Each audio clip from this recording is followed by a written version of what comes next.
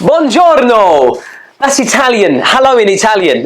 So anyway, look, welcome to this module on I want to buy my rental property. I mean, it makes sense. You're a first-time buyer. There's a good chance you're in rented accommodation and there's a good chance you love where you live. So why not buy it?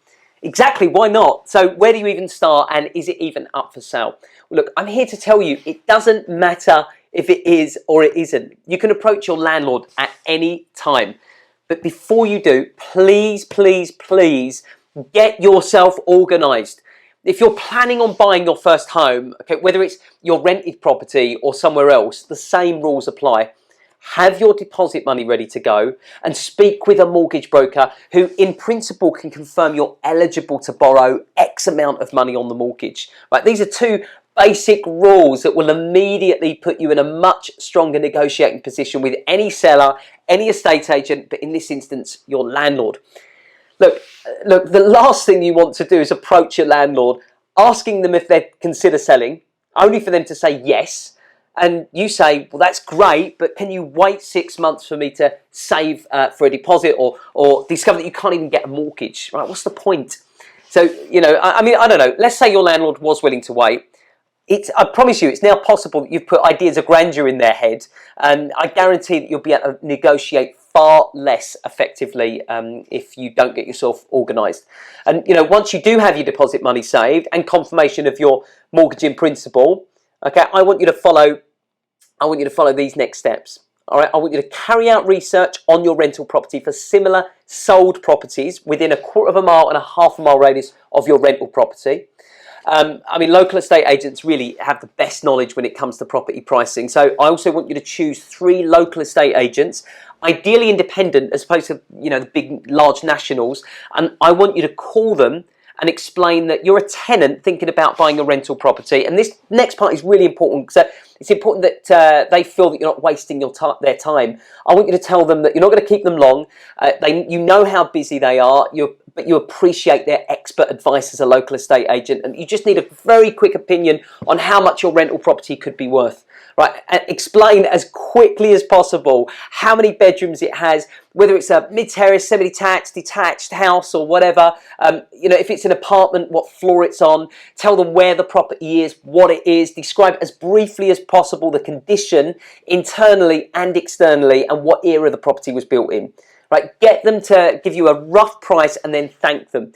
I don't want that phone call to be any more than 2 minutes, and I want you to do this with 3 different estate agents and see if their rough prices fall in line with your own research. Right? If it's an apartment, it's likely to be leasehold. I'm sorry, it's likely to be leasehold, and if that's the case, you'll have to get some more details on the lease from your landlord. You know, the leases can have an effect on your offer and your affordability with the mortgage. So, you know, check out the module actually on the leasehold versus freehold for more information on that sort of stuff. Okay, anyway, you've done the research. You've spoken to the estate agents, and at this stage, you don't even know if your landlord's planning on selling. Look, the whole thing, this whole scenario will not take any more than an hour, all the research and everything else, but it will put you in a very, very strong negotiating position if the landlord is selling. And if that is the scenario, then you'll be completely prepared when your landlord says, yeah, you know what, I would consider selling the property. How much are you thinking? Right? If you find yourself in that situation, then I want your reply to be as follows. Firstly, just so you know, we've got our agreement in principle, we've got our mortgage deposit saved and ready to go, so we can move really, really quickly if you wanted us to, and we're thinking about offering X amount of money. Now, I want your X amount to be 10% below what you think the property is worth, and then I want you to negotiate up from there. And quick reminder, don't start these negotiations without watching our pro negotiating module first. It's very, very important that you do that. Look, I appreciate if the landlord isn't selling, this all might seem like a waste of time. But, you know, putting in an hour's worth of work just in case, trust me, is so worth it. And now, you know, and if they're not thinking about selling, then get out there, start registering your details with estate agents and start booking viewings. You know, at least that way you're now prepped and organised and ready to go. But look, before I finish up, I've got 2 pro tips for you guys. Pro tip number 1, If you don't have details of your landlord, the estate agent or council you're renting from must give you the details if you request them in writing, or just check your tenancy agreement. Pro tip number 2, when carrying out research on pricing, if you're renting through an estate agent and they deal with sales, call them first and explain that you're thinking of buying the property and ask them for their opinion on price. All right, that's it. We're done. Finito. Finito is also another Italian word. I don't know why I'm using Italian words in this module. But look, if you're considering buying your rental property, I'm sure this module has helped.